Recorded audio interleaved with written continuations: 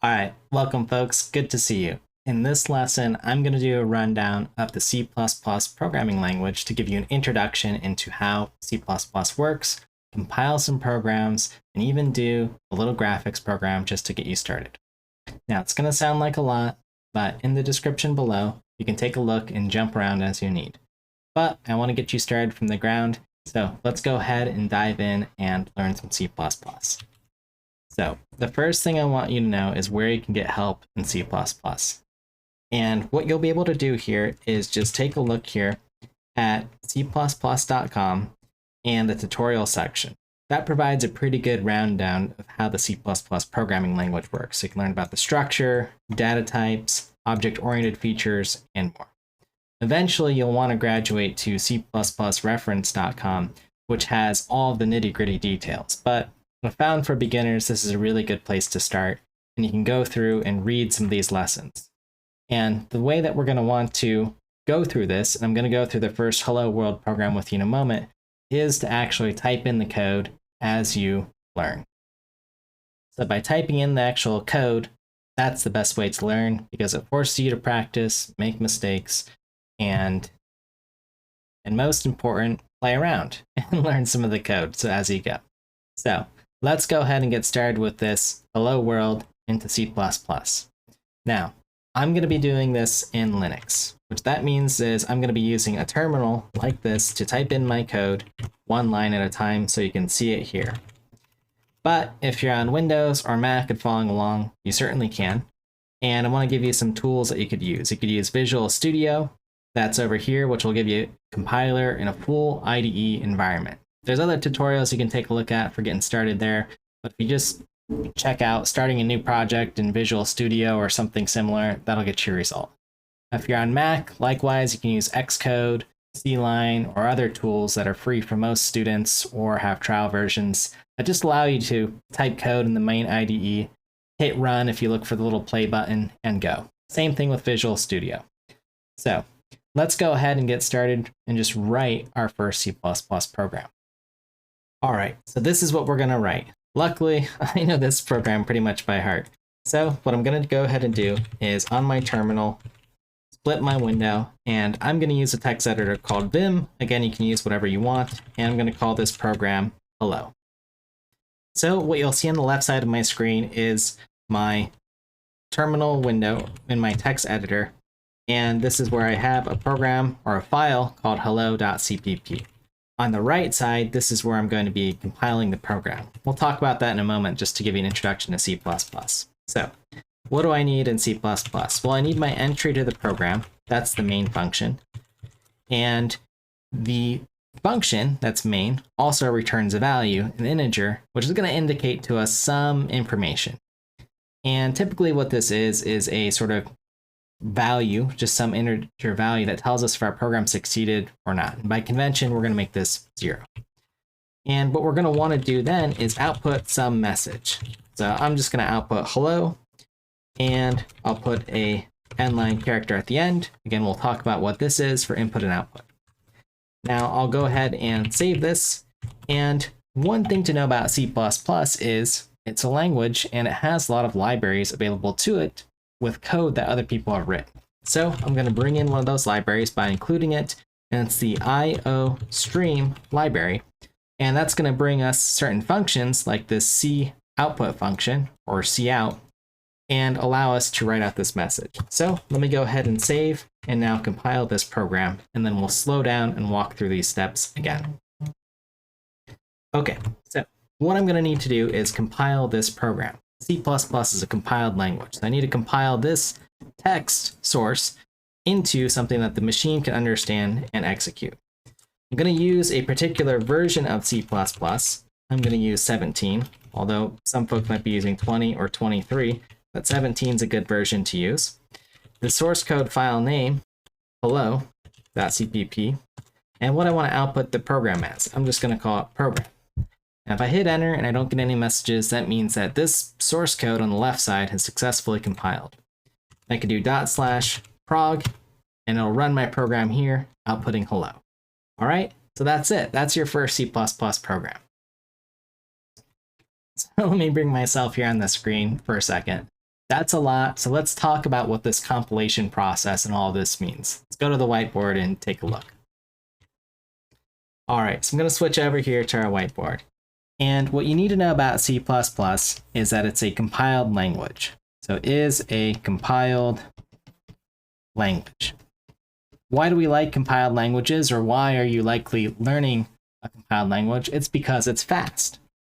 So C++, and one of the main motivations for using this language is because the code that you write can get translated into code that your machine understands and thus can process it faster.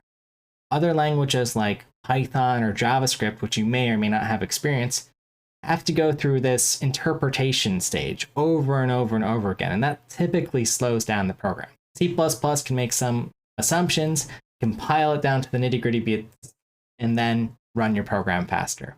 That's in a nutshell what's going on. But what this really means for you as you're learning a C++ for the first time and as a C++ programmer is that every time you want to run your program and make a change, you save your text file, you recompile it, and then you run your program. So what we're going to have here is this cycle that I want to talk about, where you're going to make edits to your program, save them, recompile, run or test your program, and then repeat this cycle. So this is going to be how you execute and run C++ forever. And there's little tricks that you can do to speed this up, but for now, just keep in mind that that's what we're going to be doing as we learn C++. So I have some other videos describing exactly what's going on when you want to save, compile, and run your C++, and I'll link those in the description below. So let's just get to what we care about and start writing some C++. So I'm going to leave this whiteboard here, and let's go ahead and just take a look at some of the language here. I'll bring up the c++.com tutorial that we previously saw so that we can see what's going on there. Okay, so again, this is our sort of tutorial here. And what I'd like to do is just write some simple programs, perhaps a guessing game, just to introduce you to some of these basic operations of reading in different data, outputting some of the data, and working with some of the things like control flow, which you may be familiar in other languages or maybe not. And then we'll get into some of these other issues later on, and we'll do some stuff with graphics just to show you how C++ works together. Okay, so let's go ahead back into our program here, and I'm going to go ahead and just create a new file here, and let's go ahead and call this guess.cpp. I'm going to make the classic guessing game in C++. So the goal of this program is going to be to generate a random number. So generate a random number from 1 to 10. And then you, as a user, will guess the random number. If it's correct, the program ends. If it's not correct, the computer will give you a hint and until you guess the number. Okay, so pretty simple. We're going to keep this relatively simple. So let's go ahead and create a main function here. So between these curly braces is where we're going to write our code. So C++ sort of has this function or this functionality, like other programming languages, that whatever code you write between these left and right matching curly braces for this function here, which is main, which is our entry point to the function. This is a special function, entry point, where the program starts. This code belongs to this function here. Okay, so let's go ahead and start off with this. And I'm going to bring in a library. Again, we're including IOStream. So again, IO means input and output functions. So output could be something like writing text to the screen, like when we wrote hello out to our terminal here. Input's going to handle stuff like reading in values from a user. So that's all included in this IOStream library. And again, whether you're a beginner or advanced, it's nice to know, where do I find out about IOStream stuff? Well, I'm going to take us to our tutorial here, go to references, the input-output section, which I happen to know, but you could otherwise open up all these sections if you're not sure, and look at IOStream. We're in a newer or the newest version of C++, so I'll go to C++ 11 here, and look, here's that function, cout here. So I can click on that, and I can then take a look at some of the other functionality here. So if I click on one of these IOStream here, then it'll give me all the different output stream or output things that I can do. Okay, so that's one way we can learn a little bit about cout. But in general, what I would do is just do cout example in C++, and you'll probably find either a link back to this tutorial or just some other examples if you want to see how the function's used. Most of the time, you can find pretty good examples on this page here for things that we want to do. So we'll look at some there. But anyway, let's get back to writing our program here. So what we want to do is perhaps give the user a little message here. Pick a number 1 to 10. Okay. And then I'm going to use these double arrows, which are sort of the input into this input stream here. That's going to write out information. And I'll do one special character here, which is the end line. So there's a special end line character here, ENDL, which just puts an enter after our command. We could omit this and also do /n, which is a special character for a new line as well. Either would be fine here. Okay, so at this point, again, a little bit weird. And let me go ahead and just make this terminal a little bit smaller just so you can see everything fitting on one line here. But this is what we've written.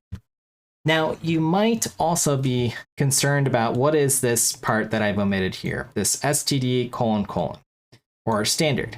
Well, if you've used other languages other than C++, like Java, for instance, you might have written this function as standard out dot write line or something of this equivalent. So the dot here is sort of showing where this write line function exists.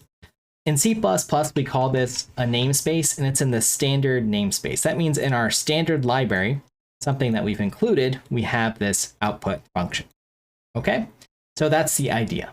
Again, if it's your first time programming, you can just understand that for the most part, all the functions that I find here in this references section on the left-hand side, which I'm highlighting, that these are standard library functions or functions that are included with your C++ compiler.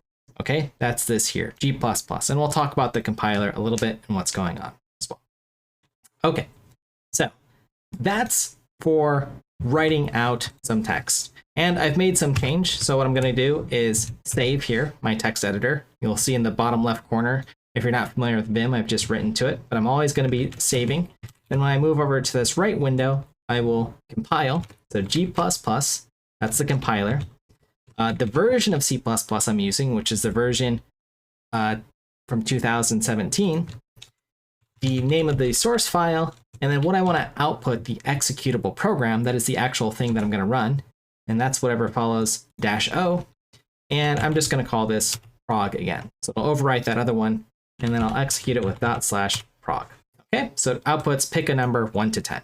But now we want the user to actually input the number 1 to 10. Okay, so how do I do this? Well, there's another standard function for C input here. And we want to be able to store some value 1 to 10.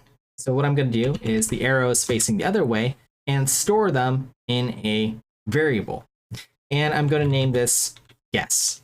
Okay, and terminate with a semicolon. We terminate all of our lines with a semicolon. But what is guess? Well, that's a variable. So C++, like other languages, has variables. So int guess for the integer. And this will store whatever value in guess that we read in from the keyboard. Okay, so let's go ahead and try this.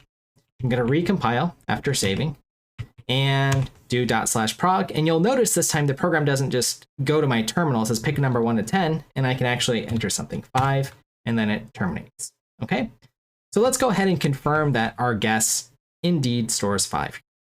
Okay, I'm just going to make a few amendments. Remember, our main function needs to return something, 0, so I fixed that mistake. And then we'll actually write out, this time, instead of the string that falls between the quotation marks, our variable guess here, and then an end line here. So it's just going to echo out or repeat whatever guess that we put in. Okay, so I'll recompile, run our program. I'll pick a number. This time I'll do 6, so it's something different. And it'll print out 6 after executing this line. Okay, so now we have a pretty primitive program, and we know how to output information and read in information. So C++, like other languages, has variables where we can store information. And there's many different types. So this is an integer type, but there are floating point numbers, there are characters, and there are even custom data types, things like strings. So if I go back to our little tutorial here, I'll go to tutorials on the top left here, and the C++ language tutorial. And if you look at variables and types, for instance, you can find out what some of the primitive types, or that is types included in the language, are. Other types and information that exists can be found in the reference. So I mentioned one called a string, for instance, which would be found if I look through these boxes, not here, but in other, and you would see there is a string type, and we'll get into that as needed. Okay, so let's continue with our program here. Now, what we want to do also is to be able to generate a random number. Because remember, we're making this a game where the computer is going to randomly generate a number between 1 and 10, and then the user will guess the number. Okay, so how should we do this? Well, let's go ahead and at the very start of our program, let's have the computer generate a random number. And I'm going to put a little comment here. In C++, we do that with 2 slashes. I'll say CPU generates a random number. Then we prompt our user to guess, store the guess, and then we output the number that was guessed. Okay, so let's work on this part for random numbers. Now, in general, anything that you think the language should be able to do, especially common tasks like generating random numbers, the language can in fact do. So let's go ahead and take a look here. Let's see if it's anywhere in our tutorial, if I can see a listing for random numbers. If I go back to the tutorial and the language tutorial, and if I just type in random. Well, it doesn't look like there's a category for this, so I can just search C++ random number on Google, and that would be fine. But I do have a general idea of where a random number type can show up. And I'll just go ahead and search rand here. And here is the random number that can be generated. And this one has a nice example for generating random numbers. So there's a way to sort of seed your random number, which you can use with srand here, and then you can generate the random number. Now this particular library is the C standard library. That means this is a C function. C++ has lots of interesting random number generation things, but we just care about generating a random number. So it's really these 2 lines that we care about. So for this, I'm going to go ahead and include that C standard library and the rand function. And this is what I care about here. Here's the rand function, and again, that example. So just some different ways to find it. And the way that we get a random number is, well, the C library function here, rand, generates a random number from 0 to, well, whatever the maximum number that computer can generate, and it takes the modulo of whatever number we provide here, and that'll constrain us or give us a range, in this case, of 0 to 99, and so on. Okay, so let's go ahead and include the C standard library. And I'm going to go ahead and do the standard library function here and srand here, okay? And I'm just going to pass in time null here. And I'm actually going to need to include another library here. I believe it's ctime, but let's see if I make a mistake here. So I've saved, and I'll try to recompile. And so far, so good. I didn't talk about this function time here, but there is a function time in ctime that basically says time, and with no parameter or a null value, just gives me the current time it is now. So here it is 4 o'clock, for instance. For you, it might be a different time, but this seeds or gives us a different random number every time, which will make our game a little bit more interesting. Okay, and let's go ahead and have our program now generate a random number. And we need to store this somewhere, so we learned about variables. So here's an integer, and here's our random number. And I'm going to assign it to, well, rand, and then modulo 10, which gives me a range between 0 and 9 plus 1. And let's go ahead and just print out this random number. We can sort of cheat, which is fine for us. and say random number is colon. And then if I want to output something else, the output stream operators here, the two wickets, and random number, and an end line. I'll just do a regular end line this time and terminate with a semicolon. Recompile. I'll run the program, and it generated a random number 4. And then it'll ask us to pick a number. We'll say 4, so we know here. Okay, so this is the start of our program here. Okay, so we've learned a little bit about input, output, generating random numbers, and a little bit about just how to search around the language and find various functions, right? These websites are going to be really important for us to figure out what exists. And again, there's a lot in the language. So if I go ahead and click on all these different libraries and expand everything, there's plenty in the language for you to learn. And chances are, if you need something, it is in this listing, or as I prefer, the cppreference.com listing here somewhere. And you can sort of just search. It'll become second nature to you after you practice with the language for a little bit. But let's continue with our guessing game. And it's not really a game yet. We need some control flow. So by control flow, and I'll switch back to the tutorial here, and tutorials, C++ language, we want to be able to structure our program. So here's where we can learn about the structure of the program in a more in-depth guide if you want. This is a pretty good resource, as well as others that exist. But I'm talking about things like loops, conditional statements, and being able to change how a program works. Okay, so let's go ahead and do this. So what I probably want to do is structure this program a little bit. So let me go ahead to my whiteboard here.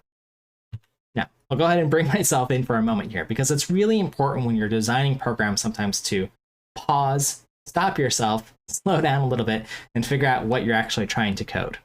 That way, once you know what you're trying to code and have a sort of plan in your mind, or even better on paper, it'll make writing the code a little bit easier. You'll make less bugs as well. So let's go ahead and write our plan down for this little guessing game. Okay, so what we want to do in our guessing game is to, again, have the program start. And I'll make a little line here. And we generate a random number. Generate a random number. And then we want one of two things to happen. To make a guess here. And if it's correct, so if our guess is correct, I'll just put down here, then we're done. If it's not correct, then we want to guess again. So we can just have a little loop here. So not correct. And this is a little messy of a diagram here, but you get the idea that we're starting our program. We're going down to this next statement, generating our random number and setting up our program. And then we're actually playing the game where we're continuously guessing until we are correct. And we can add a little bit of feedback to the user to make it fun and tell them, higher number, lower number, or whatever. But that'll get us started here. Okay, so that's our game plan. So that means this portion here, really down here from lines 19 to 24, this is our main function of the code. So what we can do here is we need some sort of conditional statement. So what I'm going to do is say, while the random number that has been generated is not equal to our guess, we should keep playing the game. Okay, so let me just move things around a little bit. Just so we can organize things. And you're going to notice with this while statement, again, I'm embedding it again with a curly brace. That's a block of code here. Okay, so I'll put this curly brace here. And then best practice for C++ is to indent within this curly brace here that I'm highlighting here at line 17 and 28. This block of code is going to execute within this while loop here. Okay, now let me try to run this. And I'm going to clear what's on the right side of the screen. And let's see what happens here. I get an error. And when I try to compile a program that has errors in it, usually the compiler will give me a pretty helpful message here. It'll say error, guess was not declared in this scope, because I'm trying to compare this random number with guess. But if I sort of read down line by line here, I have not seen this variable guess. So in C++, it's the fancy term, as we'd say, it's a statically typed language. And what that basically means is we need to create our variables before we use them. So I'm just going to move this guess up here. I'm going to match the indentation carefully with this while loop because that helps me sort of read the program here. And then I'll save and recompile and see if it gets rid of my error messages, and it did. Okay, so now let's go ahead and play our game here. So I'll execute again with /prog. And I know the random number is 2. We're kind of cheating here, but that's okay because we're debugging. And it's going to ask me to pick a number 1 to 10. So what if I just pick 1? And it'll just keep asking me to repeat, and it prints out our number every time. So maybe I'm a really bad guesser here. But eventually, if I do guess 2, we get the correct answer, and it terminates our program. So this is a really simple sort of guessing game here. And we have some control flow here. Okay, now we can do some other things like clean this up. So for instance, let's go ahead and comment out this line here. In fact, I'm just going to get rid of it so that we can't cheat as easily in our game. I always want to initialize values in C++. So I'm going to initialize guess to something that it could never be, like -1, just to ensure that whatever might happen to be in this variable, because if we don't initialize it, it could have any value here. In fact, let me show you that. So if I just output what guess is without initializing it, let's see if there is anything there. And it could be totally random, it could be 0, it could be any number. So I'll recompile, rerun, and it says guess is without initializing the value, this huge negative number. So it's just some random value. And if I don't want to play my game, I'm just going to hit Control-C to terminate my program here. So that's why we need to initialize our values here. So I'm going to set it to -1, okay? Because that's a number I know that's not going to fall between 1 and 10 here. And then we have our game here. But again, we want to make it a little bit more fun here. So make our guess. And we don't need to output the number that's guessed because we can see it, but we might want a hint here. So here's where we have our conditional. So I'm going to say provide a helpful hint. Okay, so I can say if the random number that was generated is less than our guess, okay, then we should say, please guess lower. Okay, and I'll put an end line here in one statement just to show you something different. Otherwise, and I can do this in 2 ways. I can say if the random number is greater than our guess, please guess higher. Okay, so let's try this and see how our game plays. So I'm going to recompile, rerun, and a good place to start guessing is probably 5. Let's guess higher. 7 would be an intelligent place. Maybe 9. Please guess higher. It must be 10. And it is. The game ends. Okay. So that's one way that we can play our game. And I'll put it all on the screen here so that you can see all the code. Now, this can quickly, there are some shorthands here because we don't want to necessarily, it's either going to be one of these conditions or the other. So we can actually rewrite this as a statement known as an else if. And depending on what language you're coming from, this could be elif or some other type. If you're coming from Java, it's the same. If you're coming from Python, it's elif, and so on. Okay. Otherwise, what we can do too, else, if the condition is correct, we could do something like, you got it. Okay.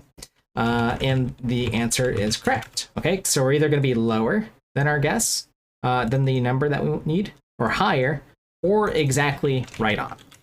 Okay, so let's go ahead and run this and play our game. Pick a number 1 to 10. 5, it says guess higher. I'll try 7. I'll try 9 again.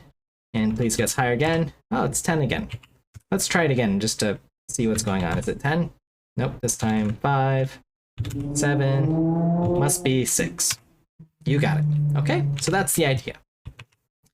So this is the basic guessing game. We've learned about input, output, random numbers, while loops, if statements to control a various condition, whether it's true or false, to change the control flow of our program in the language. And we've been practicing by iteratively, every time we make a change in our program, saving this file, recompiling it, and rerunning it. Okay? And then we replay our game if we have to. So what I want to do at this point is something perhaps a little bit strange, but I want to just show off some more features of the language and some things that we can do here. And this will just give us, again, a brief introduction of what the language can do and how the language sort of works. So what I want to do actually is take all of this code, I'm going to cut it here, and I'm going to write my own function here. I'm going to just call it play game. Okay, and I'm going to paste all that code in here. And I like how it's nicely indented. But what I want to show you is that we have a function here between these curly braces, again, left and right. It's declared above where we want to use it in our main function. But instead, what I'm going to do is within the main function is I'm just going to type play game, the braces. There's no parameters that this takes. There's no additional inputs. And let's now try to run this program.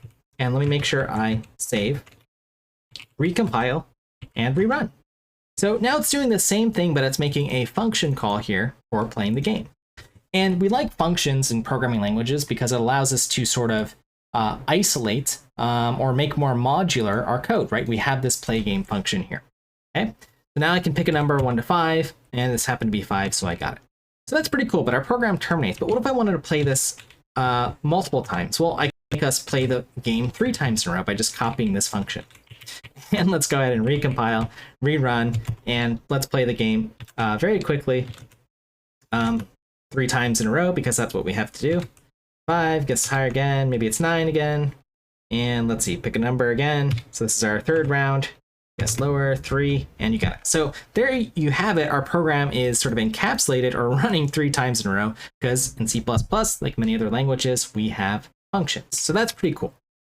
Now, if I don't want to keep copying and pasting this function in C++, we also have loops. So I can say for some integer I, set it equal to 0, while I is less than 3, increment I each time, or do I equals I plus 1, both would be valid, play the game. And this would be the exact same result. And I'm mostly doing this just to show you that for loops exist. Now, there are other types of more advanced range loops and these kind of things in the language, but this is the little tutorial that we have here. Okay, so that's what we have here for our little game that we can play. So with this in mind, let's go ahead and look at what I'm sort of teaching you so far in this language. And we're sort of getting into this idea of, there's some functions, some control structure. We've learned some input outputs. We've skipped over some of this other stuff, but just some of the ideas here. We know there's variables, we can change their values and so on. But now I want to play with this just a little bit more here. So I'm going to go ahead and it's going to be a little bit of an obscure game, but I think still cool. Because what if we wanted to add features like keeping track of what our guesses are in this game? Or how many times we've played the game. We could use different data structures to do that. We could create our own data structures. So I at least want to show you a little bit about perhaps storing our guesses in a data structure. So let's go ahead and do that. So let me go ahead and revisit the game. Hop out of the screen here.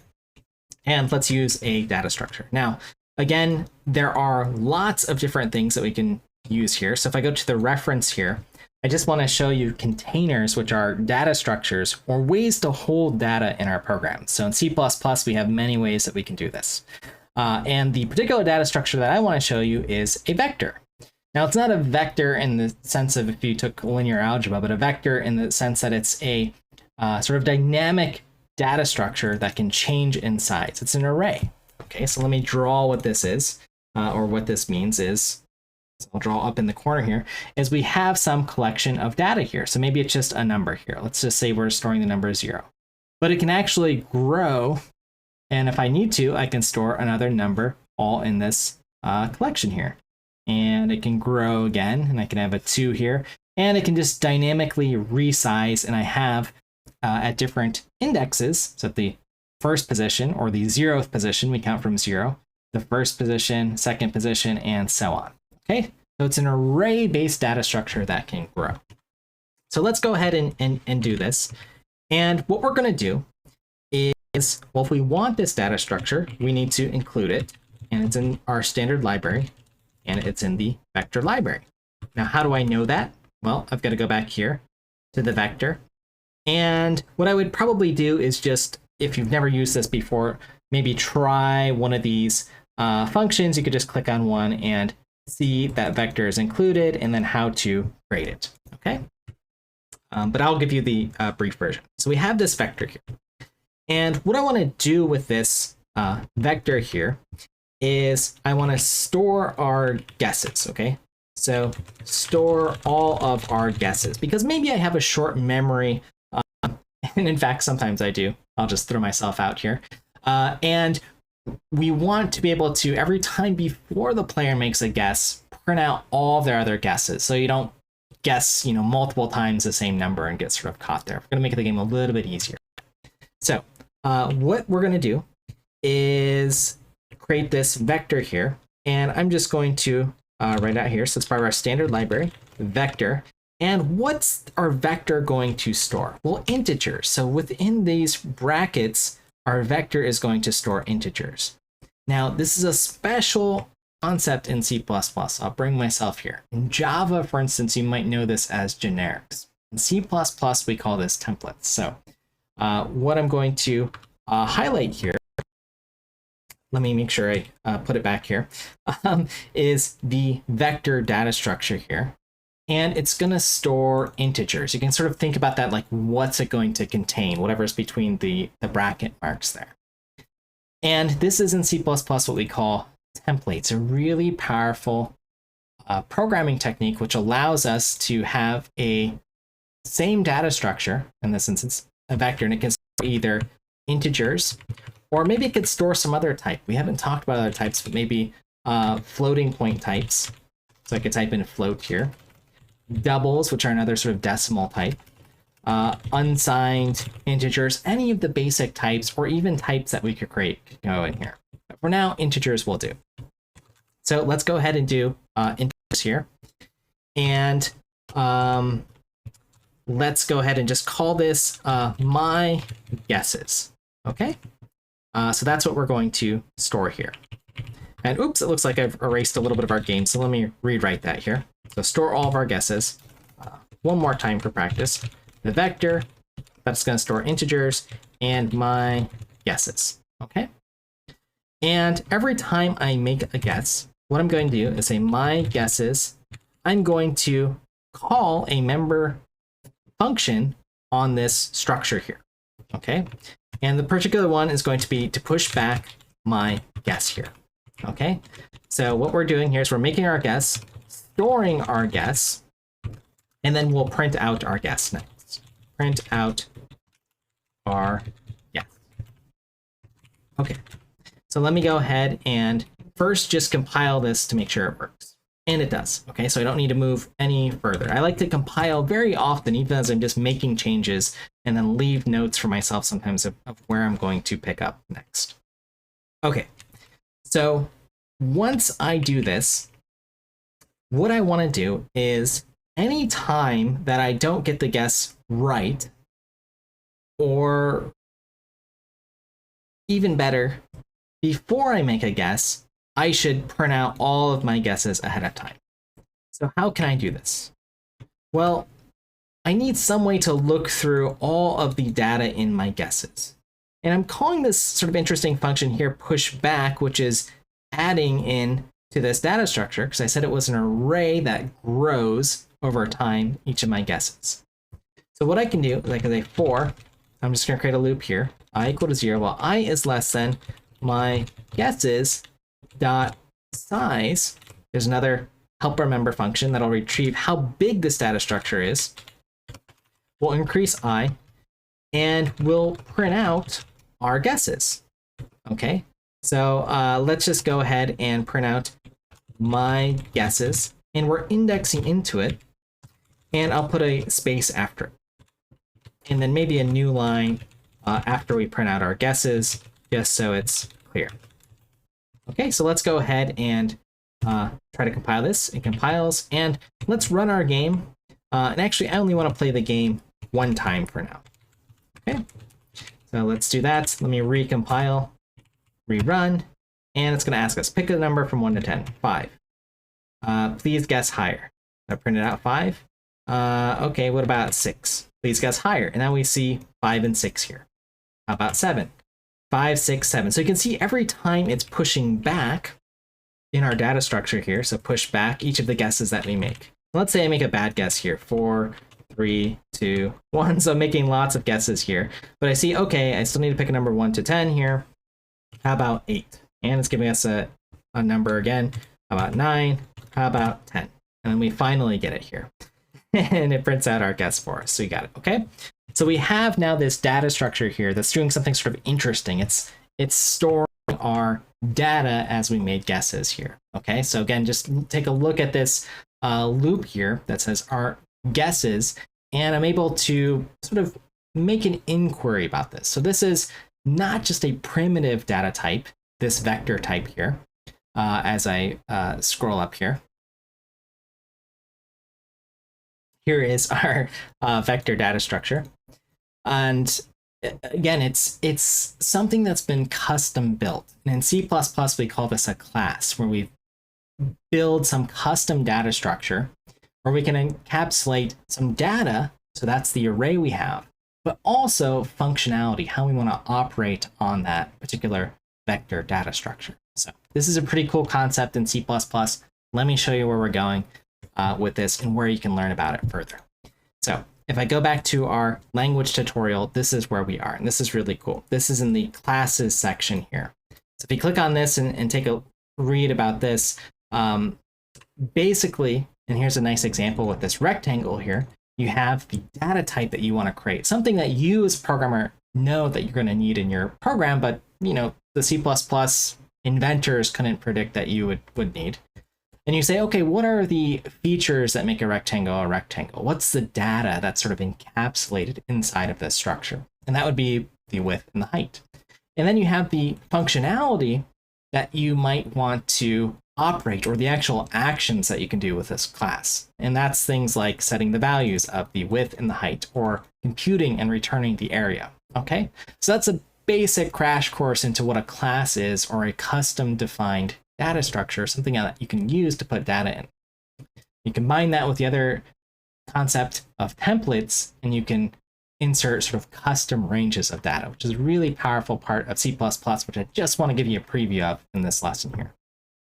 Okay, so let me go ahead and hop out of this for a moment, and let's just take a look at our program in total and get close to wrapping things up here. I'm going to take myself off here, and let's dive into our program and just take a review again of what we've learned here. I'm going to zoom out once just so you can see the program all at one time as far as the source code goes. So that's what's on our left side. That will get bigger as we review. But we had our main function where we played the game just one time, and then our actual game playing here. Okay, so let's look a little bit at this closer as I make it a bigger font, maybe too big, but something like this size. And I'll scroll up. So we learned that we can make our own functions. Functions have return types. That's what's shown here. We learned about random value generation. That's this section here. Setting up our program so we could make our guesses. Storing our guesses into a standard library data structure where we said, okay, what's the data that we're going to store? And then this is the vector data structure. And then we played our game. That's what we did in this big section of code here, where we said, okay, while we haven't made the correct guess, print out all of our guesses. So again, taking advantage of our data structure. And then we play the game, pick the number, make our guess, store that guess in our data structure, and then make some decisions about what to do. Okay, so meaning, did we guess too low? Did we guess too high? Or did we finish the game? And that was it. Okay, so that's where I want to leave us for the guessing game. I think we've learned a lot here. It's a pretty good crash course to C++. If you're following along, you can try to type this out. But I want to take us one step further and do something that I think is pretty cool and a great way to learn C++, and add some sort of graphical programming elements with a particular library, just showing you how to quickly get set up on Linux. So at this point, you may or may not care about this actual portion, so you can consider this, done. But I just want to give you the quick 5-minute lesson into something else that I think is cool and how to draw or write graphical programs in C++, something that I personally care about. So there's a particular library, it's called SFML. It's free, it's called the Simple and Fast Media Library, and it allows you to write graphical applications for Windows, Mac, Linux. I'm going to show you on Linux because that's fast, but there is a great Learn section here, tutorials, and some information into how to get started with this library on each of these platforms. So if you struggled at the start or were just trying to figure out what environment to use, there's also some instruction here that can get you set up as well. So let's go ahead and dive into the Linux instructions here. And I'm going to follow along here with the terminal. I already have the library installed, but I still want to just follow along for your sake here. I'll put this on top, and I can simply just type in these instructions here. I have my super secret password here, and install the library by just typing it in. It'll usually ask you yes or no, do you want to install? And you just hit Y and enter, and you have the library. So you have those special include files now so that you can take advantage of this library. And I'm going to just borrow their sort of hello world program here. And let's go ahead and create it here. Okay, so let's go ahead and just create a new source file here. I'm going to call this sfml.cpp. And I'm just going to paste it into this terminal here, the stuff that I copy and pasted directly from that tutorial. Okay, and I'll save that. And I'm going to just compile this now. Okay, so I have this file here, sfml.cpp, C++. We're using the 17 language, 2017, so pretty recent. And SFML is our source file. I'm going to output this as proc. Hit enter, and yikes, what's this? A bunch of error messages. Okay, so what's going on here? And this is something that's often not explained, but I'll link in another video about how to get started with these kind of things. But we've got a bunch of errors here. Now, part of C++, when we say it's a compiled language, part of that that's very powerful is we can also bring in other libraries. So somewhere in here during the recompilation stage here, I'll just draw sort of a wavy arrow here, we can link other libraries. Okay, so maybe you've been given a project if you're watching this, or a work assignment where you need to bring in some other code that somebody else has written. And they've compiled it and packaged it up nicely. Like maybe you've bought it or downloaded it for free, and you want to make use of that software. Well, we need to be able to link in or tell when we're compiling our software, what else do we need? What other libraries? By default, we usually get the standard things like vector, the random number generator functions, rand and srand, sort of built into the language for us. But we, as programmers, need to give a little bit more instruction. So luckily, this tutorial tells us a little bit more of how to do this. And that is during the compilation stage here, we need to link in these additional libraries. So you're going to see the -l, that's a lowercase l, and then the name of the library that we need to bring in. And that, for Linux folks, was brought in during that installation phase. It brought in some other library called SFML-graphics with some extension for us. Okay, so we want to link that in here. Okay, so I'm just going to borrow this, copy it in, and then let's fix how we compiled this here. So it's enough that we have the source file, but now we need to link in the libraries. I'll hit enter, and then no errors this time, no undefined reference, meaning it couldn't find these functions that existed. So we linked them in, and then I'll run our program. And here's our little program that works. It draws a little circle here and plots it here in a small window, which is pretty cool. So SFML is a pretty powerful library, and we can start using some of the things that we learned, a little bit about abstraction. But I just want to sort of leave this here as a teaser of where we can go next in our C++ programming and write some graphical applications, or we can sort of play around with this, drawing some different shapes, moving them around, and how to sort of advance your C++ further. So where I would recommend going next after you do some of the C++.com stuff is SFML, using another library that you haven't written.